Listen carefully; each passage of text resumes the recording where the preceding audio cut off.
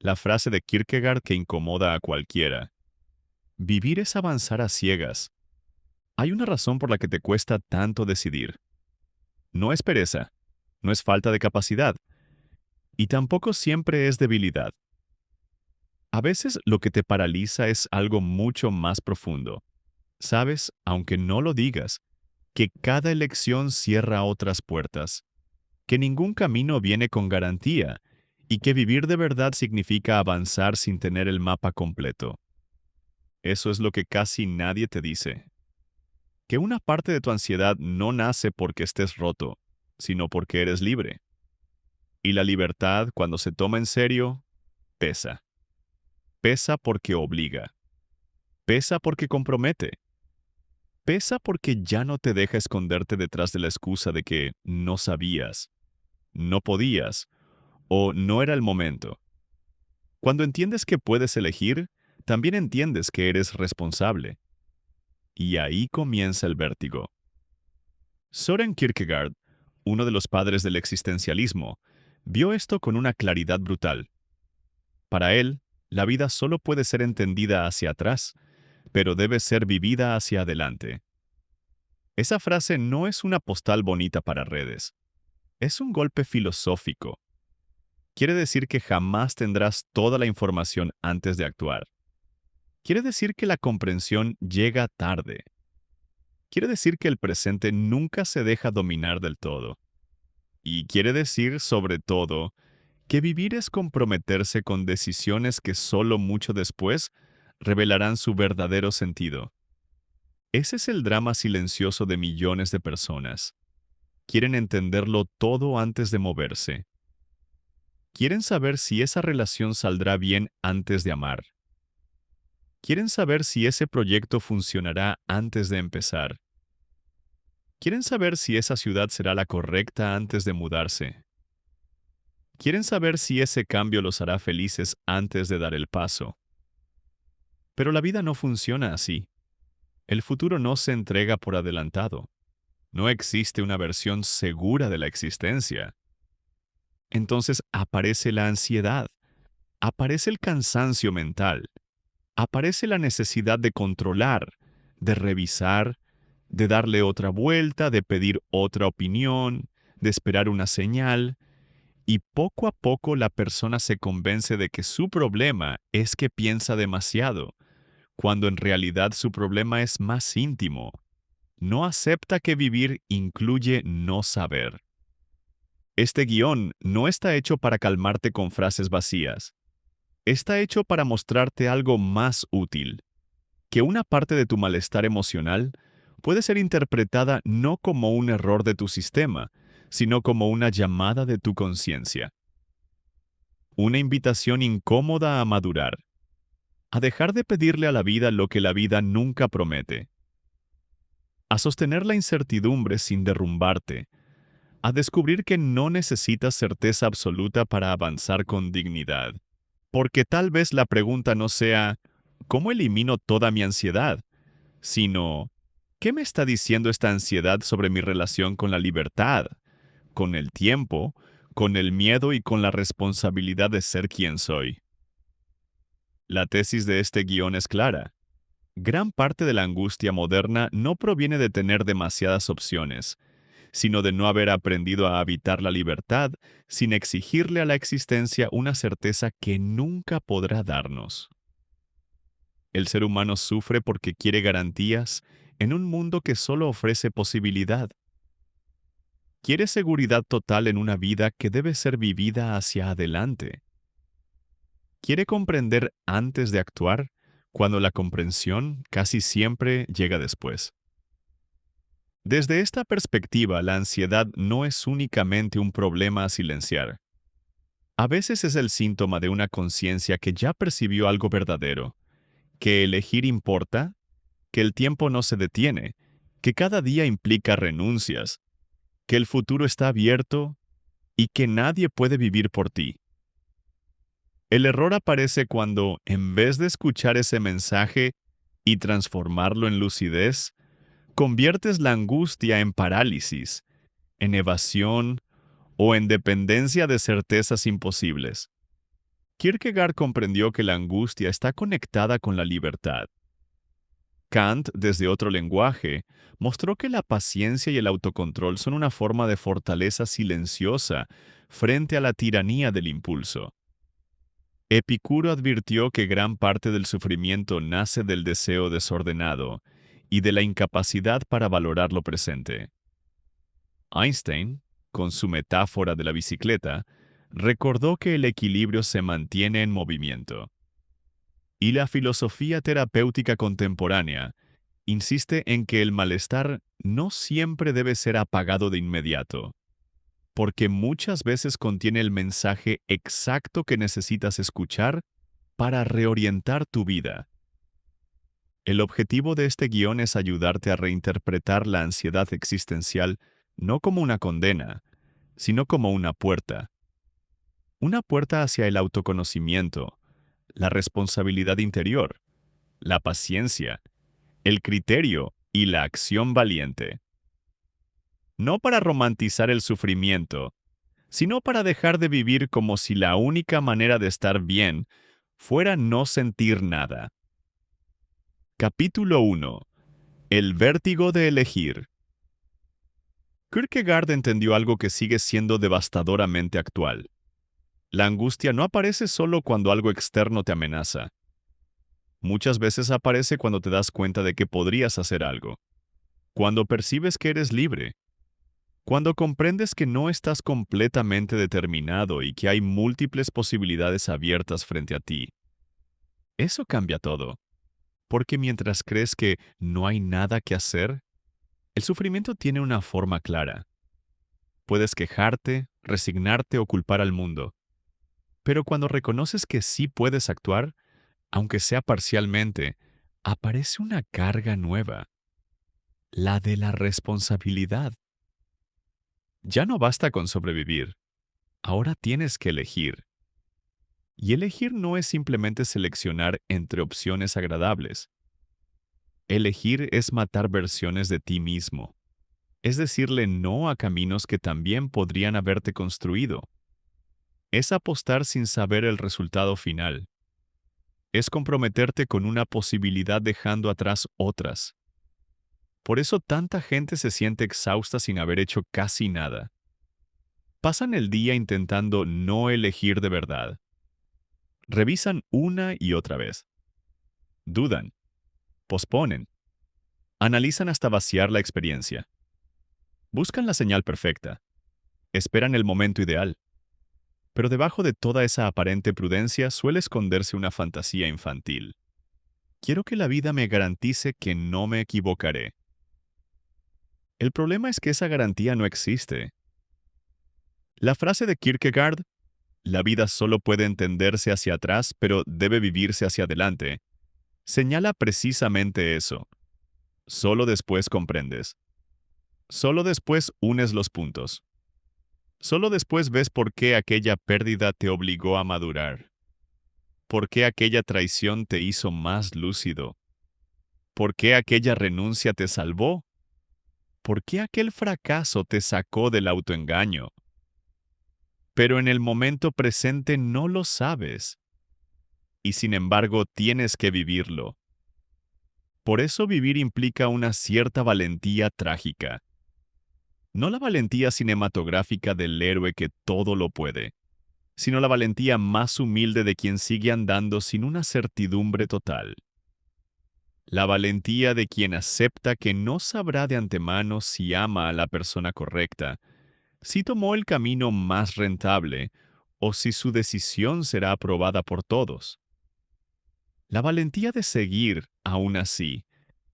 Aquí aparece una verdad dura. No puedes eliminar completamente la angustia de decidir sin eliminar también la profundidad de vivir. Quien no quiere sentir vértigo, muchas veces tampoco quiere altura. Quiere una existencia sin exposición, sin riesgo, sin incertidumbre. Pero eso no es paz, es reducción. Es encogerse para no temblar. Y, sin darte cuenta, puedes terminar construyendo una vida pequeña, no porque el mundo te haya vencido, sino porque preferiste una seguridad estrecha antes que una libertad viva. Capítulo 2. El error de querer entenderlo todo antes de vivir. Una de las trampas mentales más comunes es creer que primero debes comprenderlo todo y solo después actuar. Suena razonable, incluso inteligente, pero llevado al extremo, este impulso se convierte en un sabotaje elegante. ¿Por qué la vida no entrega teoría completa antes de la práctica?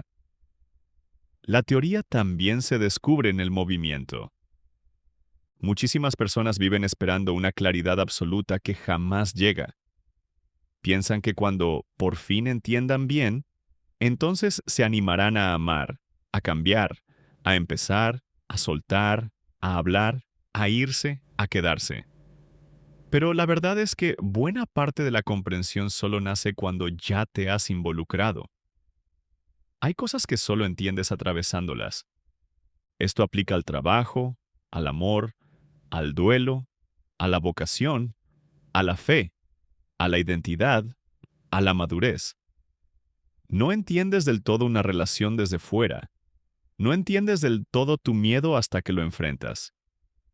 No entiendes de verdad quién eres mientras sigues actuando para agradar. No entiendes tu fuerza hasta que la necesitas. No entiendes el valor del tiempo mientras sigues tratándolo como algo infinito. Kierkegaard denuncia la fantasía de que el presente puede ser totalmente dominado por el pensamiento. Y aquí conecta con un problema muy contemporáneo: la obsesión por optimizar la vida como si fuera un sistema cerrado. Queremos medir, proyectar, comparar, simular escenarios, minimizar riesgos, convertir la existencia en una decisión técnica. Pero vivir no es resolver una ecuación. Vivir es encarnar una apuesta. Eso no significa actuar sin pensar. Significa comprender que el pensamiento tiene un límite. Cuando intentas usar la razón como si pudiera eliminar toda incertidumbre, la conviertes en una herramienta de evasión. Pensar deja de servir para clarificar y empieza a funcionar como defensa contra el compromiso. Entonces te vuelves experto en hipótesis, pero novato en realidad. Este exceso de análisis produce una forma rara de cansancio, el agotamiento de quien no deja de pensar, pero no cambia nada. Es una especie de movimiento inmóvil. La persona parece ocupada, pero en el fondo sigue en el mismo punto. Y como no avanza, su ansiedad aumenta, porque intuye que el tiempo sí se está moviendo aunque ella no. Ahí la frase de Einstein golpea con elegancia. La vida es como una bicicleta.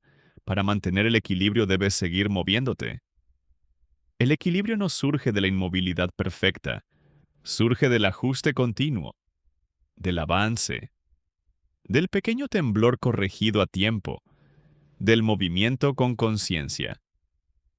Mucha gente confunde quietud con paz, pero a veces la quietud es solo miedo congelado. No toda pausa es sabia. Algunas pausas son fuga. Algunas reflexiones son solo dilación refinada. Algunas dudas no nacen del amor a la verdad, sino del terror a las consecuencias. Por eso llega un momento en que la pregunta ya no es ¿lo entiendo todo?, sino ¿entiendo lo suficiente como para dar el siguiente paso con honestidad? Esa es una pregunta más madura, más real, más humana. Capítulo 3. El malentendido de la ansiedad. No todo debe ser apagado. Vivimos en una época que quiere apagar rápidamente todo malestar. Si sientes vacío, distráete. Si sientes ansiedad, consúmela con entretenimiento.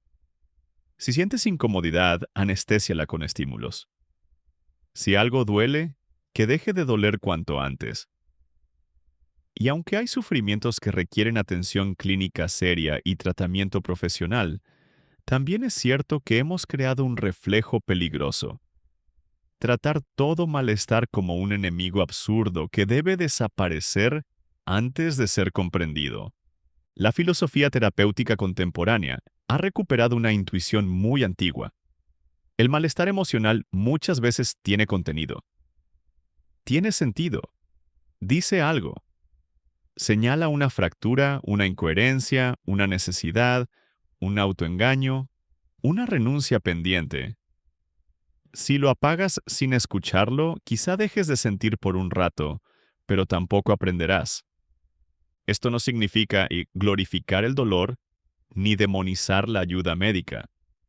Significa no caer en la infantilización de pensar que una vida buena es una vida sin fricción. Vivir implica dolor. Implica pérdidas, límites, contradicciones, frustraciones, finitud. La cuestión no es cómo eliminar toda incomodidad, sino cómo leerla sin convertirla en amo absoluto. La ansiedad, en este sentido, puede ser una alarma existencial. A veces te muestra que estás viviendo demasiado lejos de ti, o que estás intentando sostener una imagen que ya no puedes cargar, o que estás posponiendo conversaciones inevitables, o que estás obsesionado con controlar lo que no depende de ti, o que tu vida se volvió una colección de tareas sin sentido. Hay personas que se sienten vacías, incluso después de conseguir lo que se propusieron, y creen que su problema es no haber logrado lo suficiente. Pero no. Su problema muchas veces es que construyeron una vida funcional por fuera e infiel por dentro. Entonces el vacío aparece no para destruirlas, sino para denunciar la mentira. En lugar de escuchar ese aviso, lo tapan. Más trabajo, más redes, más ruido, más productividad, más perfeccionismo, más dopamina, más ocupación. Y el mensaje sigue ahí, esperando. Pregúntate con honestidad.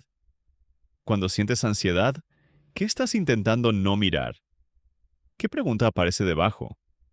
¿Qué verdad te cuesta aceptar? ¿Qué cambios sabes que necesitas pero sigues aplazando? ¿Qué parte de tu vida dejó de tener sentido y la sigues manteniendo por costumbre o miedo? Muchas veces la ansiedad no dice, estás mal hecho. Dice, así no puedes seguir indefinidamente. Y esto conecta con una idea filosófica crucial. No todo problema interno se resuelve luchando contra él frontalmente. Algunos se resuelven escuchando la estructura de vida que lo produce. Tal vez tu mente no necesita solo relajarse. Tal vez necesita honestidad. Tal vez necesita orden. Tal vez necesita duelo. Tal vez necesita límites. Tal vez necesita menos espectáculo y más verdad. Capítulo 4. El deseo de control y la humillación de no poder con todo. Una de las fuentes más profundas de ansiedad es la incapacidad de tolerar que no controlas la mayor parte de lo que te importa. No controlas el tiempo. No controlas la reacción de los demás. No controlas del todo tu cuerpo. No controlas el futuro. No controlas el amor que recibes. No controlas la muerte. No controlas muchas consecuencias. Y sin embargo, has sido educado para vivir como si el control total fuera una expectativa razonable. Eso produce una violencia interna enorme, porque una parte de ti exige garantías imposibles. Quiere blindarse contra la decepción, contra el rechazo, contra el cambio, contra la pérdida. Entonces desarrolla rituales de control, sobrepensar, revisar, anticipar, planear en exceso, buscar aprobación, pedir confirmación una y otra vez, no cerrar decisiones, mantener puertas abiertas por si acaso. Pero todo eso, en lugar de darte paz, te hace más frágil. Porque te acostumbras a la ilusión de que la tranquilidad depende de tenerlo todo previsto. Los estoicos diferenciaban entre lo que depende de ti y lo que no. Esa distinción sigue siendo una medicina intelectual potentísima. No porque vuelva fácil la vida, sino porque devuelve dirección. Puedes no poder decidir el clima, pero sí qué haces con la tormenta. Puedes no poder evitar tu mortalidad, pero sí orientar tu existencia. Puedes no controlar la opinión del otro, pero sí tu conducta. Puedes no evitar todas las pérdidas, pero sí decidir qué clase de persona serás frente a ellas. La ansiedad se vuelve insoportable cuando intentas controlar simultáneamente lo incontrolable y descuidas lo que sí está en tu esfera. Te agotas peleando con la realidad en vez de trabajar sobre tu respuesta. Aquí la paciencia entra como una fuerza mucho más profunda de lo que parece. Kant entendía la paciencia no como pasividad boba, sino como una fortaleza silenciosa. La paciencia no siempre luce heroica. A veces es simplemente la capacidad de no desmoronarte porque la realidad no se pliega de inmediato a tu deseo. Es el arte de no obedecer a la prisa. Es la disciplina de no dejar que el impulso mande más que el criterio. La impaciencia, en cambio, revela una grieta interior. La persona impaciente no soporta el límite, no soporta el proceso, no soporta la demora, no soporta no tener respuesta instantánea. Quiere que la realidad confirme ya lo que espera. Por eso se enfurece rápido, exige rápido, se frustra rápido, se desespera rápido. Y al hacerlo pierde una parte esencial de la inteligencia práctica, la capacidad de permanecer entero mientras las cosas maduran. En una cultura de gratificación inmediata, aprender paciencia se siente casi subversivo.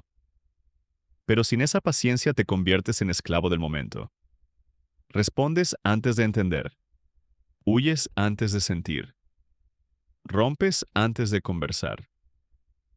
Te rindes antes de intentar.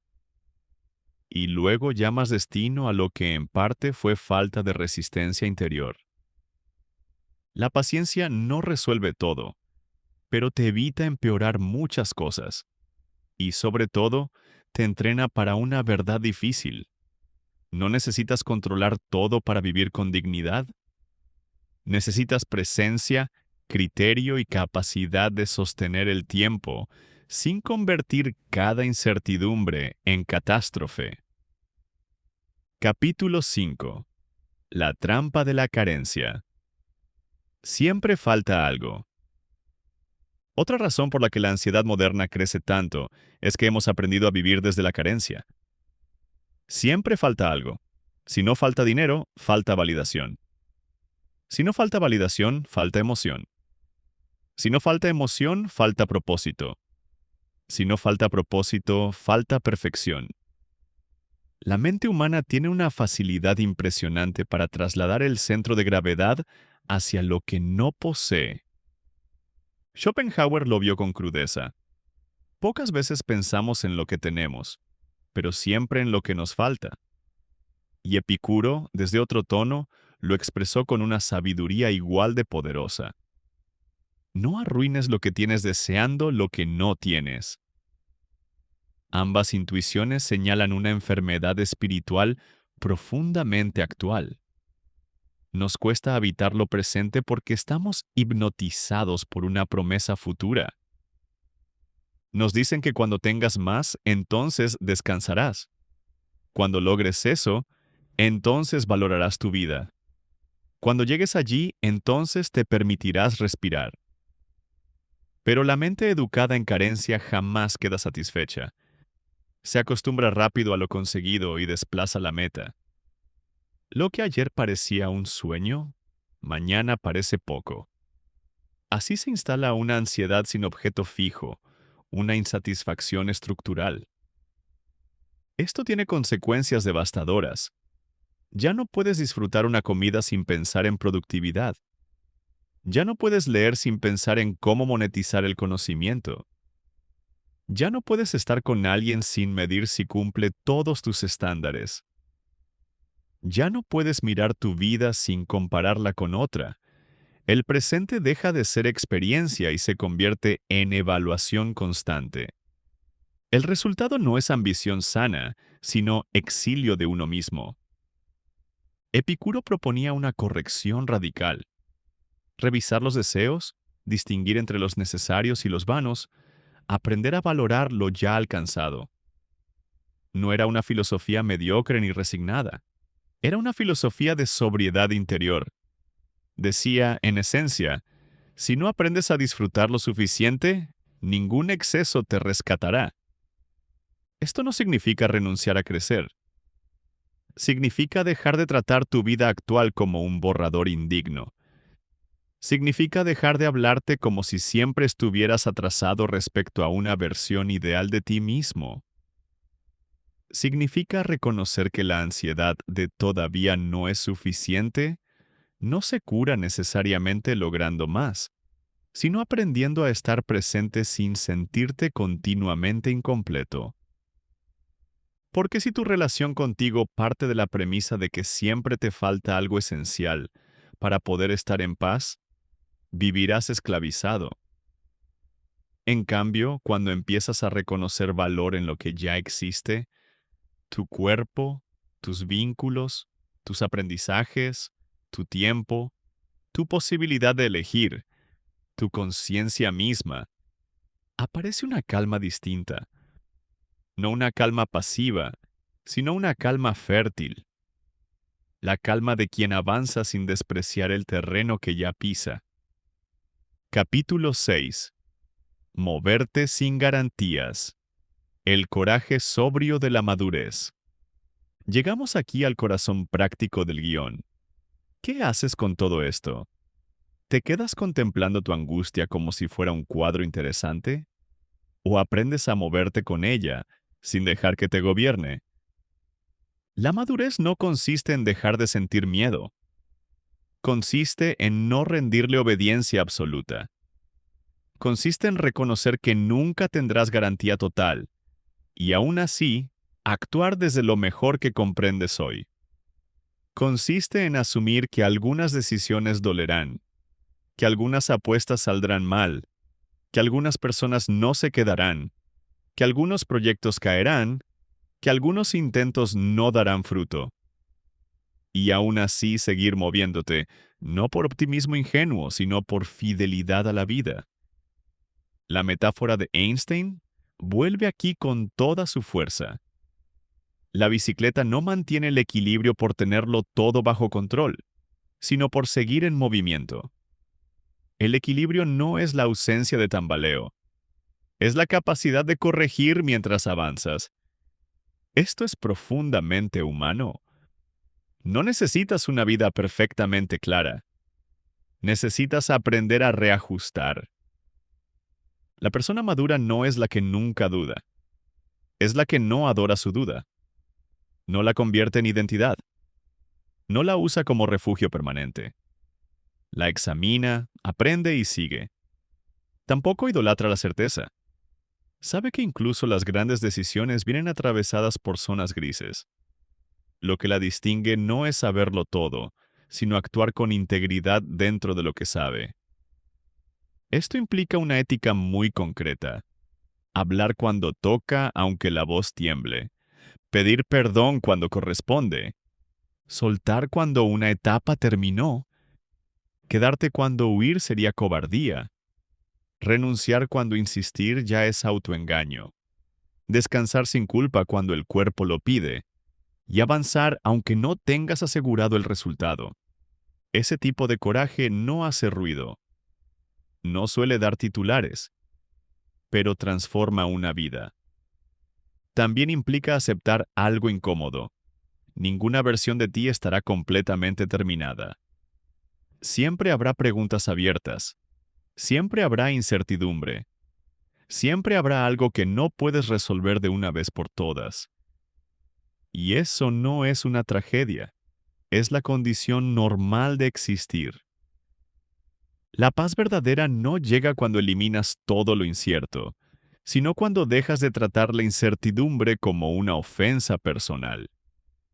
Cuando comprendes que el futuro abierto no es un error del sistema, sino el espacio donde tu libertad puede desplegarse. Protocolo de acción. 1. Detén la automatización del miedo. La próxima vez que sientas ansiedad antes de decidir algo, no preguntes enseguida, ¿cómo hago para que se me quite? Pregunta primero, ¿qué libertad estoy percibiendo aquí que me da tanto vértigo? 2. Reduce tu necesidad de garantía. Antes de tomar una decisión importante, en lugar de buscar certeza absoluta, identifica qué información es realmente necesaria y cuál solo estás acumulando para posponer el compromiso. 3. Diferencia entre lo que depende de ti y lo que no. Haz una lista doble. En una columna escribe aquello que puedes trabajar. En la otra, aquello que no controlas. Luego concentra tu energía en la primera. Repite esto cada vez que sientas saturación mental. 4. Escucha tu malestar antes de taponarlo. Cuando sientas impulso automático de abrir redes, distraerte o llenarte de ruido, detente un minuto. Observa qué emoción exacta apareció antes. Nómbrala. Ese gesto entrena una relación más madura con el malestar. 5. Practica la paciencia como fuerza. No respondas de inmediato todo lo que te altera. Retrasa 10 minutos una reacción impulsiva. Esa pequeña demora puede evitarte decisiones pobres y enseñarte que no todo deseo de respuesta inmediata merece obediencia. 6.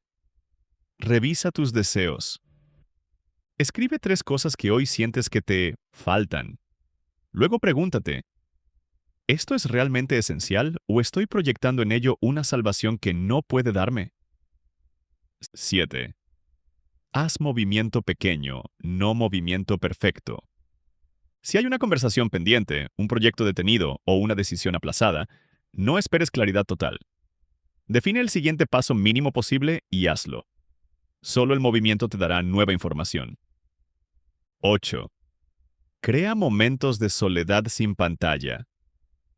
Dedica al menos 15 minutos al día a estar sin notificaciones, sin música, sin distracción. Al principio incomoda. Precisamente por eso sirve. Ahí empieza a revelarse lo que normalmente tapas. 9. Escribe tu propia frase de dirección. Completa por escrito esta idea. Aunque no tenga garantías, quiero vivir de manera que... Esa frase será un eje para tus decisiones futuras. 10.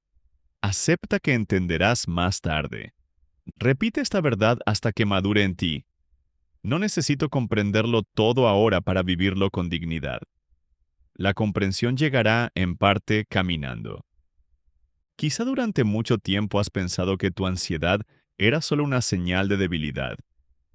Que el hecho de dudar tanto, de temblar antes de decidir, de cansarte con la incertidumbre, demostraba que estabas mal hecho. Pero tal vez la lectura más honesta sea otra. Tal vez una parte de tu angustia no diga, eres insuficiente, sino, ya no puedes seguir viviendo como si no fueras libre.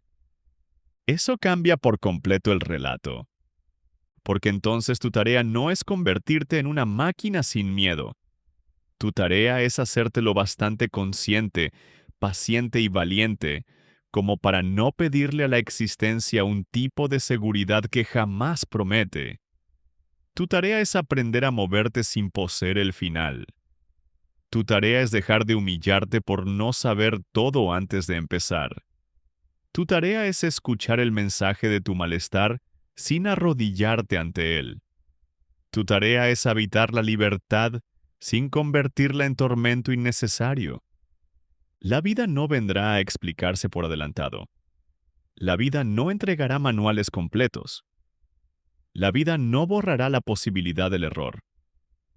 La vida no detendrá el tiempo para que decidas con calma perfecta. Y, sin embargo, aquí estás. Vivo, consciente, capaz de elegir, capaz de corregir, capaz de amar, capaz de perder, capaz de reconstruirte, capaz de entender mañana lo que hoy apenas puedes sostener. No es poco. Tal vez el verdadero crecimiento no consista en sentir menos vértigo, sino en dejar de interpretarlo como señal de fracaso. Tal vez consista en mirar de frente esa sensación y decir, Sí, me asusta. Sí, no tengo garantía. Sí, podría equivocarme.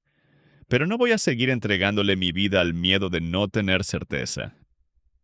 Ese momento, cuando dejas de pedir permiso para vivir, marca un antes y un después. Y entonces comprendes algo que solo podía entenderse después. Que no estabas esperando claridad para comenzar. Estabas aplazando la vida para no asumir su precio. El precio de elegir. El precio de perder caminos. El precio de no saber. El precio de ser libre. Pero también descubres la recompensa. La profundidad de una vida que ya no depende de promesas imposibles. La serenidad de quien aprende a moverse sin obedecer cada pánico. La fuerza de quien convierte la angustia en conciencia. Y la dignidad de quien, aún a ciegas, decide caminar hacia adelante.